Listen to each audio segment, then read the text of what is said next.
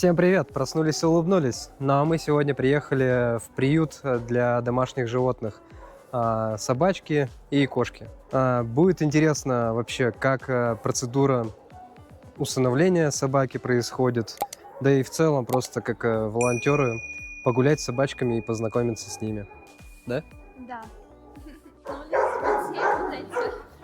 Все, идем выбирать собачку. Потом процесс вообще покажем, как он происходит здесь. Ой, какие милашечки.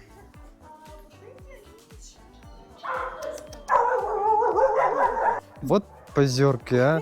Сразу камеру видят и все, и стесняшки. Еще не привыкла.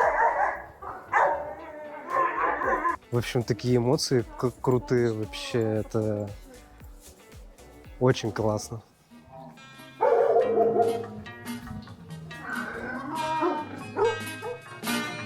Человек собаки друг, Человек собаки друг. это знают все вокруг. Это знают все вокруг. Понятно всем, как дважды два. Нет добрее существа. Лапу первым подает, Лапу первым подает, волю нервам не дает. волю нервам не дает, Еще никто не замечал, чтобы хоть раз он зарычал. Он не лает, не кусается, на прохожих не бросается. Вау! И на кошек ноль внимания. Вот это воспитание! Нам сейчас собаку вытаскивают, да? Ну, чтобы мы почувствовали ее. Играть хочет. Угу. На самом деле очень жалко.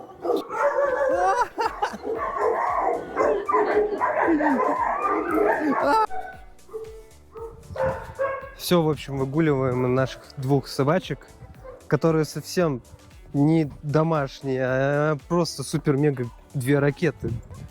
Супер активные. Я не знаю, как я их удерживаю. У меня еще попалась самая сильная. Вот это самая мощная собака, она вообще метеор. Ее дали мне. Она меня просто тянет.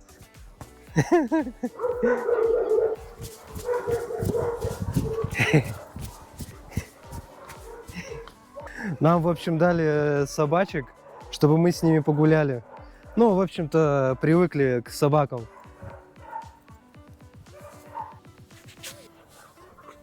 Они сейчас... Классно то, что дают на самом деле собаку, чтобы ты погулял с ней, это вообще, но первый раз это такие эмоции, и чтобы у вас какой-то контакт с собакой получился. Но пока контакта у нас нету чуть-чуть. Собака только с нами знакомится, и им хочется погулять. Они уже устали. Набегались. Все, мне дали другую собачку. Она более спокойная. И такая, о, что такое происходит? Гулять, гулять, гулять. Да? Гулять, гулять, гулять. Гулять, гулять, гулять. Вот что я на самом деле заметил здесь, то что питомник этот очень-очень сильно ухоженный. Собачки все ухоженные. Да, собачка? Ухоженная ты? Да, ухоженная, ухоженная. В общем, здесь волонтеры на самом деле вообще следят очень сильно. Ну, прямо чистота даже на территории, вообще полный порядок. В вольерах вообще не видно никакой грязи. Еда у всех собак есть. Волонтеры, конечно, вообще очень сильные молодцы. Так что, если хотите приобрести собаку, ну или кошечку, то, пожалуйста, приезжайте сюда, в питомник. Выбирайте. Также вы можете просто взять понравившуюся собаку. Но дают специально, чтобы был какой-то контакт, то чтобы ты почувствовал, какая энергия у собаки, чего она хочет.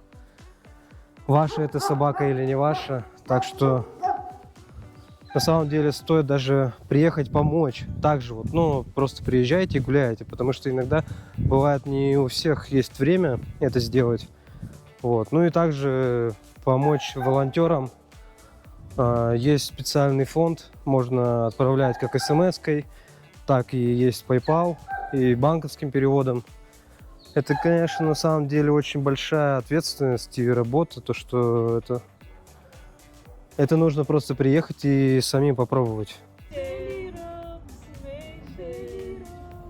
Итак, ну а у нас сегодня с нами волонтер, который находится здесь в приюте и объяснит именно, как процедура усыновления питомцев, то собак и кошек, кому можно и вообще в целом, как это происходит процедура. Ну и плюс какая-то помощь волонтерская особенно нужна будет, и можно будет пожертвование сделать. И в целом приехать просто как терапию провести. То же самое, погулять с собакой, получить определенные эмоции. Здравствуйте, Кристина. Очень приятно с вами познакомиться. Расскажите, пожалуйста, как вообще этот приют был основан и кем? Вначале несколько людей начали как волонтеры в городском приюте. Это было где-то 15 лет назад, где условия были очень плохие, и начали там помогать. В один момент решили взять городской приют, и как неправительственная организация, но это остается все-таки городской державный приют. Взяли решение, что лучше сделать частный приют, чтобы Вначале... не зависеть от государства, да? И так с помощью пожертвования купили вот это место, где мы сейчас. И это было только одно здание, вот это большое. Постепенно собаки из старого приюта пришли сюда. И начали потихоньку улучшать условия и так далее. Уже, значит, думаю, это было 2014 года. Когда, То есть уже 11 лет? Да. В приюте есть и клиника, в котором есть и врачи. У вас и врачи, которые, допустим, бездомные животные, которые находят, привозят сюда, его здесь в первую очередь осматривают, делают прививки, если понадобится операция. Да. И это все за ваш счет? Нет, это платно, но есть большие скидки, не как в обычную ветеринарную клинику. Просто потому что это тоже прививки, зарплаты, все это тоже же средства нужны, так что совсем бесплатно не получается это делать, но действительно большие, здесь заботимся больше 100 собак. Есть и кошки тоже. Следующий вопрос. Как процедура получения усыновления животного? Так, во-первых, первый шаг это онлайн начинается, то есть связаться с организацией. Это можно лучше всего через mail или можно и через мессенджер. Потом люди из организации отвечают вам, отправляют вам одну анкету. Там вопросы типа, где будет жить собака, кто будет заботиться, есть ли у вас другие животные, были ли когда-то. И такого типа основная информация, которая нужна, как вообще, какая будет забота и где будет жить собака или кошка. То есть вы переживаете, сам приют и волонтеры переживают за животных, в каких они условиях будут, и все ли у них будет хорошо? Да, для нас очень важно, чтобы мы убедились, что каждая собака и кошка, которая выйдет из приюта, она действительно навсегда покидает эту жизнь, и у нее начинается новая жизнь, новая история, где будет счастливая, спокойная, и будут ее любить. Ну, попозже я дополню, какая именно нужна информация, что требуется, потому что для граждан Евросоюза и для неграждан это разные процедуры. Это попозже я расскажу. И финальный вопрос – это по пожертвованию и по помощи волонтерам. Допустим, вот мы захотели приехать или кто-то еще другой захотел, как он мог с вами связаться и помочь? Каждый человек, который хочет помочь, добро пожаловать. Приют работает с понедельника, то есть открыт для посетителей с понедельника по субботы, Мгм. с 10 до 17 часов, только в воскресенье не принимаются посетители. Всегда нужна помощь для прогулки, можно помочь людям, которые здесь работают и кормят, чешут. Каждую субботу мы, волонтеры, организуем прогулки. Этот день абсолютно каждая собака выходит, чтобы прогулялась, чтобы получила внимание, чтобы у нее был контакт с людьми, с детьми, с другими собаками. Мгм. И это очень важно для психического состояния каждой собаки, чтобы мы могли действительно адекватную информацию точную дать человеку, который пришел и сказал, вот я, например, вот эту собаку хочу. И человек, и мы приценили, действительно ли эта собака подходящая для этого человека, для его образа жизни. Может быть, какая-то финансовая помощь, как ее... Да, финансовая помощь, конечно, нам необходима. Это очень важная процедура, то, что финансово вы можете помочь обеспечить просто животных тем же самым кормом, витаминами, то есть каким-то определенным лекарством, потому что это частное, это не государственное. Государство здесь участия вообще нет никакого. И каждый человек может просто сделать свое пожертвование. Это будет очень большая помощь. Да, как и вы сказали, действительно, государство вообще не имеет никакой поддержки финансовой государства, так что только пожертвования, и благодаря пожертвованиям приют может работать и можем помогать столько собак и кошек. Есть возможность банковый счет, есть на Facebook странице организации, есть PayPal, для Болгарии есть SMS-ка, и абонемент месячный можно сделать. Конечно, всегда нужно, если кто-то хочет прийти сюда и лично помочь чем-то, нам всегда нужна охрана, которая медицинская, гастроинтестинал, стартер для маленьких, для щелчонок и мамы, для хепатик. Итак, ну а у нас настал второй день. Сейчас мы уже научены опытом, приоделись уже в то, что не жалко, потому что собачки там любят очень сильно прыгать на тебя. Вот. И всем советуем сразу же одевайтесь так, чтобы одежду было не сильно жалко, потому что могут что-то поцарапать, и все прочее.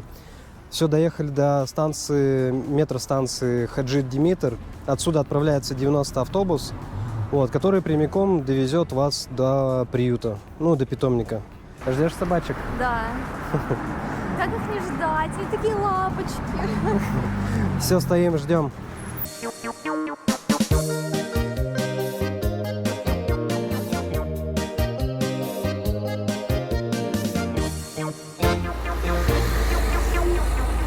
Так, где у нас? Вон. Все, благополучно добрались наконец-то. Добираться сюда, конечно, своим ходом это такое себе удовольствие. Нужно много пересадок сделать. Либо на метро, либо на трамвае. Нужен 90-й автобус. И потом, главное, не пропустить остановку. Да, потому что он может не остановиться здесь еще. Тут нужно сразу заранее посмотрите по карте. И все, и пешочком можно пройтись. Тут не так слишком далеко. И все, собачки уже будут вас ждать. И вот сам приют. Так он выглядит. Вон ориентир желтое здание. Пока тишина почему-то. Обед. Собачки кушают. А может, уже погулялись все? Что думаешь, там не дадут собачку? Дадут. Да, вот у этой собачки, конечно, печальная история. очень. Я не знаю, стоит ли вообще показывать или нет, но, в общем, предыстория такая, то что когда она маленькая была, когда она щеночком была, в общем, бывший владелец просто выстрелил ей в челюсть. То есть нижней челюсти у нее абсолютно нету. Ну как, и есть, но